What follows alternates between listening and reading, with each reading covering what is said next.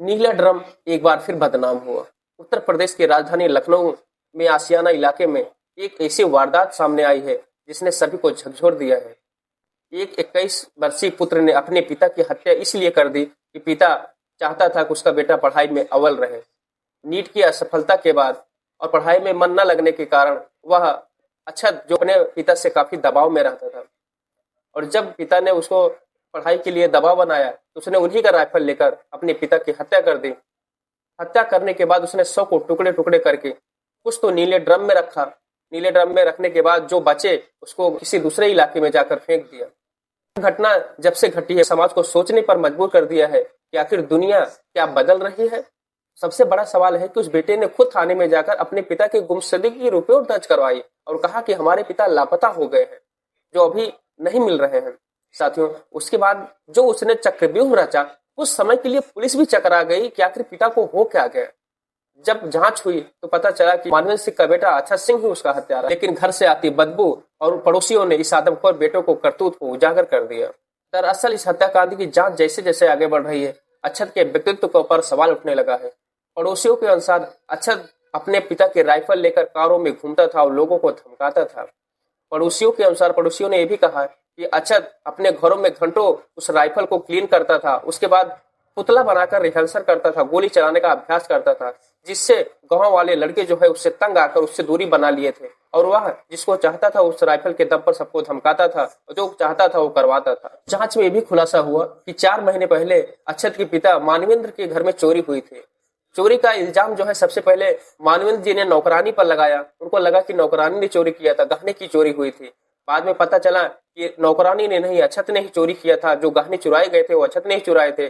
तब से पिता अपने बेटे पर सख्ती बनाए हुए थे और नजर बना रहे थे को घर में क्या काम कर रहा है, उस पर कड़ी नजर बनाए हुए थे, जिससे अक्षत परेशान हो चुका था और उसके मन में यही आ रहा था कि काश मैं अपने पिता को क्यों न मार दूं। घर में जो गहने चोरी हुए थे, अक्षत के पिता ने, मानवेंद्र ने उसकी रिपोर्ट भी दर्ज कराई थी पुलिस थाने में, लेकिन जब पता चला कि बेटे ने ही गहने की चोरी की है, तब उन्होंने रिपोर्ट को वापस ले लिया, कहीं बदनामी न हो जाए, क्योंकि मानवेंद्र जी एक उद्योगपति थे, चाहते थे कि ऐसी बदनामी हमको ना हो समाज में, इसीलिए उसने रिपोर्ट को वापस ले लिया और बेटों को फिर से समझाने की कोशिश की कि ऐसे कृत्य नहीं किए जाते हैं। लेकिन बेटा है, कहाँ मानने वाला है। उनकी 4 पैथोलॉजी थी और उनके 3 शराब की दुकानें भी थी।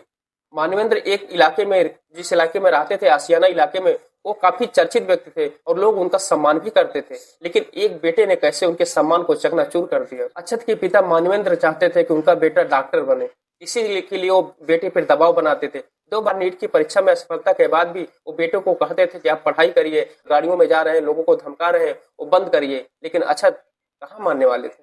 सुबह के 4:30 बज रहे थे जब अक्षत के पिता मानवेंद्र ने अक्षत को समझाया कि बेटा इस सब में नहीं भलाई है, आप पढ़िए, हम पैसे की कमी नहीं होने देंगे, हम आपको जितना पैसा लगेगा देंगे, लेकिन आप सफल डॉक्टर बनिए, हमारी यही चाहत है।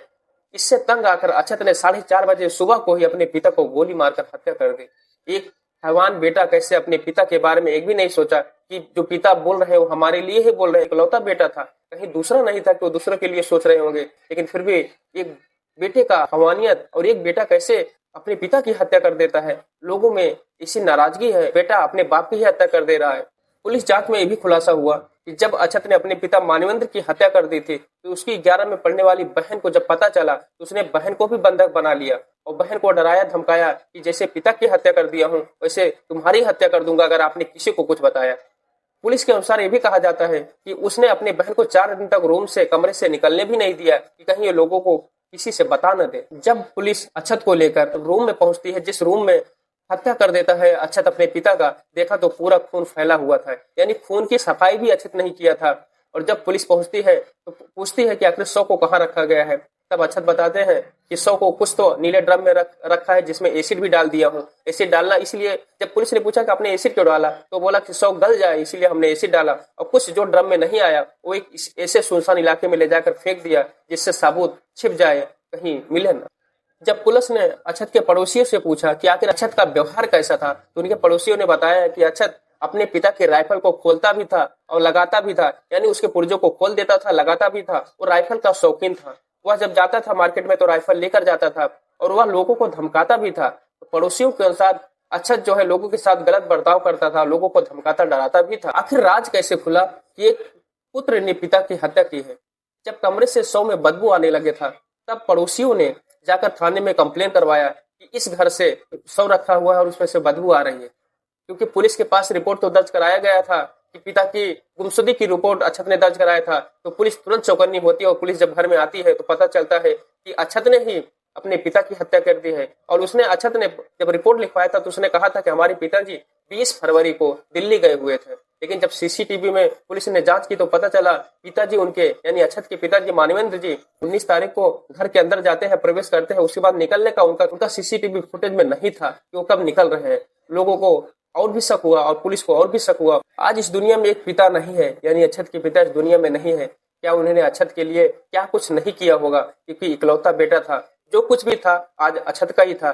4 पैथोलॉजी और 3 शराब की दुकानों के मालिक थे मानवेंद्र जी। लोग यहाँ तक भी कह रहे हैं कि अक्षत के पिता को दबाव अपने बेटे पर नहीं बनाना चाहिए था, जिससे अक्षत तंग आकर उनकी जान ही ले ली। लेकिन क्या दूसरी तरफ से देखा जाए तो क्या एक पिता अपने बेटों से ऐसी उम्मीद नहीं कर सकता कि उसकी चाह थी कि उसका बेटा डॉक्टर बने? क्या ऐसा उम्मीद रखना सोचना क्या जायज नहीं था? लोग तरह तरह की बातें करते हैं, लेकिन जिस प्रकार से एक पिता ने अपने बेटे के लिए क्या कुछ नहीं करना चाहा होगा। उम्मीद किया था कि बेटा हमारा डॉक्टर बने, क्योंकि हमारे पास पैसे की कमी नहीं है, बेटा हमारा डॉक्टर बने, जिससे हमारा समाज में और नाम बढ़े। और हमारे एक बाप की उम्मीद होती है बेटे से कि मैं खुश रहूंगा अगर मेरा बेटा ये कर ले।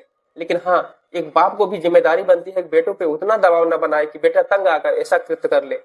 पुलिस की जांच चल रही है, पूरी रिपोर्ट सामने आने के बाद ही कृत्य पता चलेगा कि क्या वाकई में क्या हुआ था। अभी ये शुरुआती बातें हैं, जिस प्रकार अक्षत बता रहे हैं, पड़ोसियों बता रहे हैं, ये सब शुरुआती जांच है। शुरुआती जांच के बाद इतना कुछ सामने आया है और बेटे ने कबूल कर लिया है कि हाँ, अपने पिता की हत्या मैं ही किया हूँ। और इस तरह के जब मैं परेशान हो गया था अपने पिताजी से, पिताजी हमें पढ़ाई की बात करते थे जिससे मैं तंग आ गया था। साथियों, समाज में इस तरह का बर्ताव गलत संदेश जा रहा है। आप दोनों तरफ से एक तरफ के लोग पिता को गलत बता रहे हैं, दूसरी तरफ के लोग बेटे को गलत बता रहे हैं। हाँ, लेकिन बेटे को ऐसा नहीं करना है, क्योंकि पहला दृष्टया बेटा ही दोषी है, क्योंकि बाप की हत्या किया है। अक्षत ने जो किया वो बिल्कुल गलत किया, ये कहीं से भी जायज नहीं था। आप नहीं पढ़ना चाहते तो आप अपने पिता को पूरी तरीके से बता देते कि पापा मैं नहीं पढ़ पाऊंगा, लेकिन हत्या करना कहीं से भी जायज नहीं है।